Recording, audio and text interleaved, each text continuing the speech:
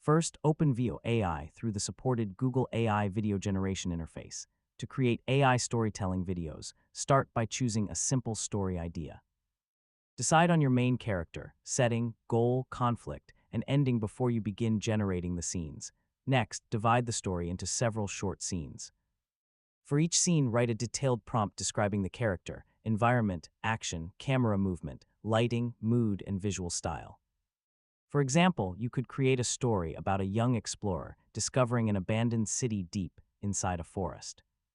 Describe the explorer's appearance, clothing, the mysterious environment, the actions taking place, and the cinematic atmosphere. Generate the first scene and review it carefully. If the character appears again, keep the same appearance, clothing, and important visual details in the following prompts. This helps make the story feel like one continuous production instead of a collection of unrelated clips. Next, generate the remaining scenes one by one. Make sure each scene logically continues from the previous one. Use different camera shots to make the storytelling more engaging. Wide shots can establish the location, medium shots can show the character's actions, and close-ups can emphasize important emotions or moments. You can also use camera movement, lighting, and music to build suspense, excitement, or emotion. Once all the clips are ready, combine them in a video editor.